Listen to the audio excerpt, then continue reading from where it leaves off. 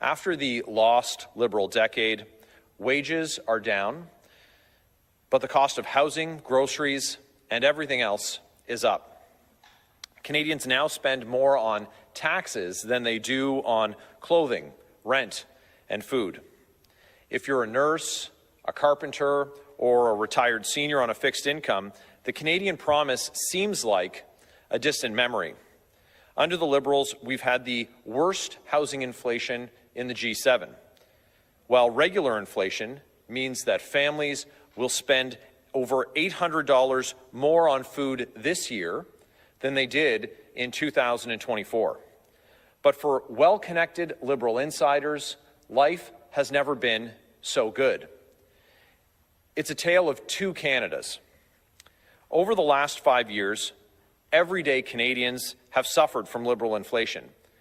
But believe it or not, some Liberal insiders secretly love inflation. Why? Because if you own a lot of assets, inflation causes their value to soar. Remember, it was Mark Carney who advised Trudeau to open up the spending taps, making everything more expensive for Canadians.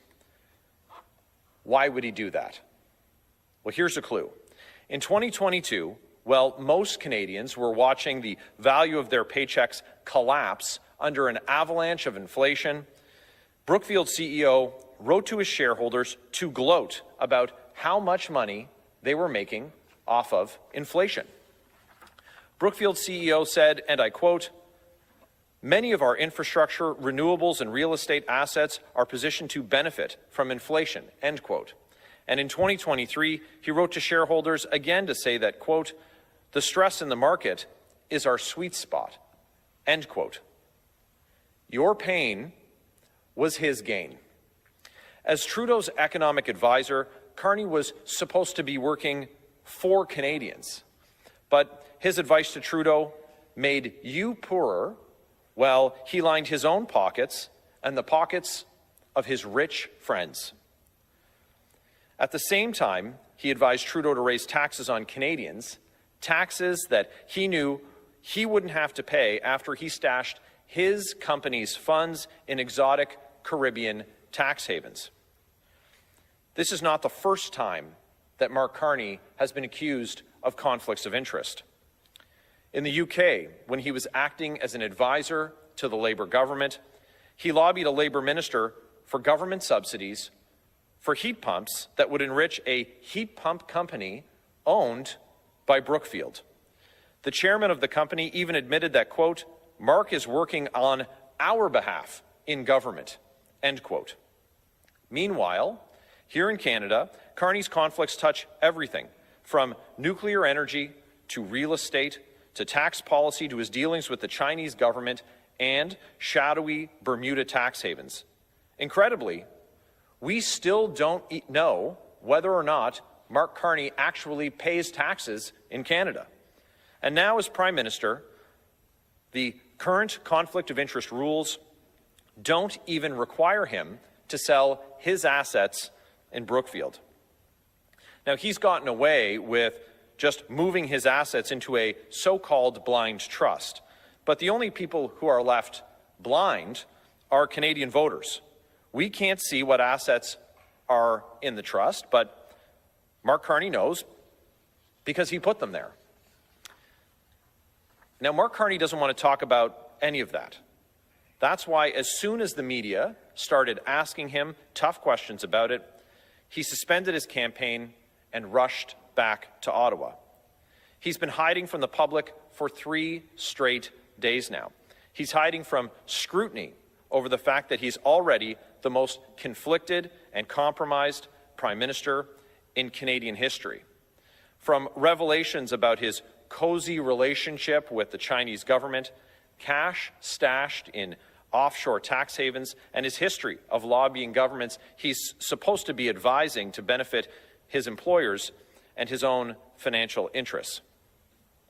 This is the Prime Minister who leads a Liberal Party that's made up of ministers and caucus members who are responsible for the series of ethical scandals that have tarnished Canadians' confidence in our democratic institutions, like the $60 million Arrive scam, the billion-dollar green slush fund, the Canada Student Service Grant, where they tried to give $1 billion to Liberal insiders at the We organization.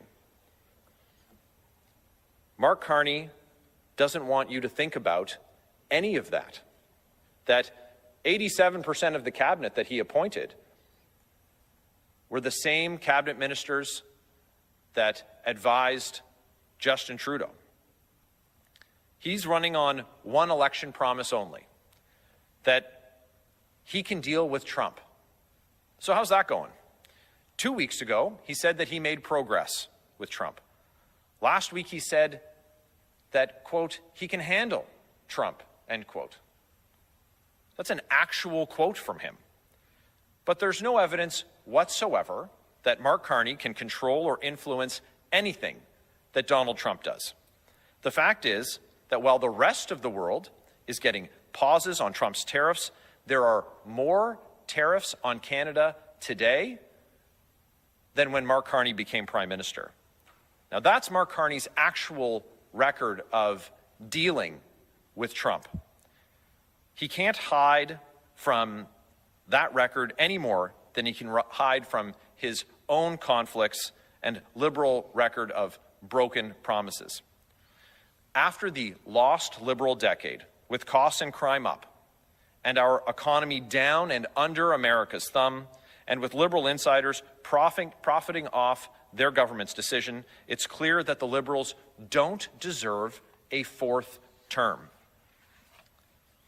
It's time to put Canada first for a change, with a new Conservative government that will axe taxes, will build homes, unleash resources, stop crime, and bring home jobs, to stand up to Trump from a position of strength. Pierre Poilievre is the only one who can bring that change to Canada. Now, here, what a great corruption-busting champion we have in Eastern Ontario with Michael Barrett. Thank you for all your hard work holding this government to account and tirelessly pointing out and exposing Liberal waste and corruption and Mark Carney's unprecedented conflicts of interest.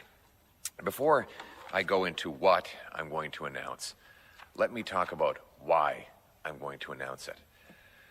The reason that it's important not to have government corruption, conflicts of interest, and rampant waste is because the people always pay the price. When politicians get rich by making everyone else poor, waitresses and welders, truck drivers, and barbers end up paying the price and worse off. That's probably why Mark Carney is in hiding. Mark Carney is hiding again today in the middle of the election campaign he called, so that you can forget that the lost Liberal decade drove the cost of housing and food up and drove your wages and living standards down. The crime and chaos are overtaking our once safe streets. He wants you to forget that Liberal insiders like him have profited richly off of the misery of everyone else. He wants you to forget that Canada has had the worst housing inflation in the G7, the worst economic growth in the G7, the worst household debt in the G7, that $500 billion has left Canada for the Americans because of the economic policies Mr. Carney advised Trudeau to implement. He wants you to forget all of that. But he also wants you to forget that while Canadians were suffering, he and Liberal insiders were getting rich. They were benefiting off of the suffering. This is because of very powerful conflicts of interest that remain in place today and which Mr. Carney refuses to answer for. But let's just chronicle the corruption that we have witnessed in the last 10 years of the Liberals. Prime Minister Trudeau was found twice guilty of violating the Ethics Act, taking illegal vacations and interfering in corporate prosecutions. We know that the Green Slush Fund saw $1 billion largely handed out to government insiders, where the board members who handed out the money were also invested in the companies that got the money. Then there was the Arrive scam, a useless app no one needed that cost hundreds of times more than necessary and in the end didn't work, and no one was held accountable.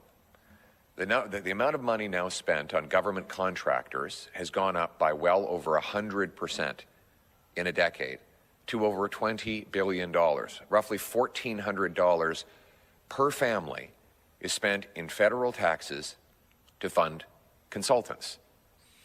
Now, if you think for a second that this Liberal corruption is going to change with a fourth Liberal term headed by Mark Carney, sadly, you'd be exactly wrong. In fact, Mark Carney brings even more conflicts of interest. He's invested in a company that has money stashed away, billions of dollars stashed in overseas tax havens. He has a company that is in debt to the Chinese government-backed bank to the tune of $250 million. His company profited by his personal interventions to get handouts for investments they made in jet fuel and heat pumps. Now, his big solution to the Liberal housing crisis is that he wants the government to build prefabricated tiny homes. Well, his company is invested in prefabricated tiny homes. Clearly, this is not about helping young people own their own home. It's about filling the pockets of his investors and himself. Mr. Carney refuses to tell Canadians what investments he continues to own or even where he pays his taxes. This means that when he's sitting around the cabinet table making decisions, his personal interests will be against Canada's national interest. We need change. Change so you can afford a home. Change so you can afford food. Change so your paycheck rises faster than your cost of living. Change so you have safe streets and crime-free communities again. Change so you can be confident that your government is working for you, not for wealthy insiders or for the politicians who are making the decisions. The last time we had a Conservative government, we were on the heels of a lot of other Liberal scandal. Who could forget the sponsorship scandal? We came to office promising an Accountability Act, and we delivered. We passed laws forcing more disclosure of government information, banning conflicts of interest, cracking down on insiders, setting up the lobbyist registry so that we knew who was paid to influence government decisions. And it worked for a while until Liberals found loopholes. We have to give them credit. They're very creative. As much as we tried to stomp out all the Liberal corruption, they went to work to find ways around the rules. So I'm announcing today that a new Conservative government will bring change by introducing the Accountability Act 2.0, designed to remove the loopholes that Mr. Carney and the Liberals are using to avoid accountability for themselves and for their party. We're going to put Canadians first for a change. We're going to have an accountable government for a change. We're going to have politicians and leaders who work for you, for your affordable home and food, for your safe street, for your paycheck, for a change. So let me lay out some of the elements of this plan. First, we will ban shadow lobbying. Now, shadow lobbying is when professional VIPs with big shot titles call themselves advisors so that they can influence government decisions to profit themselves, but then get around lobbying rules. And Mr. Carney's been famous for this. He bragged that he lobbied the British government to increase jet fuel prices while his company invested in the jet fuel. He brags that he influenced governments to subsidize heat pumps while his company invests in heat pumps. He says that he's going to reverse the Liberal housing crisis by having the government build prefab tiny homes. Well, his company is invested in prefab tiny homes. Using a fake title of advisor to push policies that enrich yourself while impoverishing everyone else is an unacceptable conflict of interest, and it is nothing more than glorified corporate lobbying that is unregistered. We have a lobbyist registry which is meant to allow Canadians to know who is taking money to influence government decisions. We cannot allow high-priced corporate insiders like Mark Carney to go around those rules. And so, henceforth, we will eliminate the lobbying loophole and require anyone who's acting as an advisor to government officials to declare themselves and register as a lobbyist whenever they are advising on matters that touch upon their financial interests or that of their company. This would have required Mr. Carney register as a lobbyist when he was talking about anything that would have profited his corporate interests at Brookfield. Second, we will stop politicians from profiting off their own decisions. Ministers should not be involved in setting policies that enrich themselves or their families without accountability. We should not allow people to use their political power in government to make decisions that will advantage themselves above and beyond the public interest. Let me explain the problem. There is a section in the Ethics Act right now that allows a politician to make a decision that benefits him or his family if it benefits other people as well. Now, the reason that was set up was so that, for example, Jim Flaherty benefited by cutting the GST because his consumer purchases were a little more affordable. But, of course, everybody benefited. We didn't want to declare that to be a conflict of interest. But it's been widely over-interpreted to allow, for example, Bill Morneau to make policies that affect insurance plans just because there are multiple companies that benefit from it and not just his. And so we will put in place a stricter test that will ban politicians, particularly ministers, from any involvement in decisions that would benefit their interests more than the public interest. They would also have to declare these interests publicly and widely so that everyone knows. Third, we'll increase the fines for ethics violations to $10,000. No more slaps on the wrist. 4, tax transparency. Anyone running for office will have to disclose where they paid taxes for the last 7 years. In which country? Interestingly, one reporter has contacted Mr. Carney's campaign and said, have you been paying taxes in Canada personally? And his campaign refuses to answer that question. Seems like a pretty basic question. He's the Prime Minister of Canada, and he can't tell a journalist whether he pays taxes in Canada, whether he personally pays the same taxes that he charges everyone else? This is, I've never seen something like this in my life. And then you have his corporate interests where we know he has cash stashed in Bermuda, in the Caymans, and other of the most flagrant offshore tax havens. So while he was advising Justin Trudeau to raise your taxes, he was dodging his. He still has those conflicts in place. How would you ever trust him to reform the tax system to make it fairer when he benefits from dodging his bills?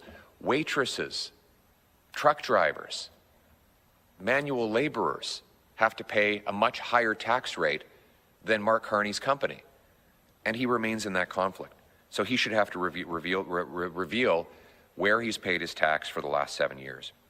Fifth, we'll require cabinet ministers to divest fully from tax havens and disclose their assets to the Office of the Ethics Commissioner with penalties for noncompliance. No more so-called blind trusts that are only blind to the public. What does this mean? It means that when you're going into cabinet, including becoming Prime Minister, you would actually have to sell all the assets, turn it into cash, hand that cash over to a trustee who would then invest it from scratch, unbeknownst to you, so that you would not have any ability to know what interests you have that go against the public interest. Right now, Mr. Carney has handed over his Brookfield investments knowing they cannot be sold. So he knows exactly what he owns, but no one else does. And as a result, There is no blind trust when you know what's inside that trust. It is blind only to the public.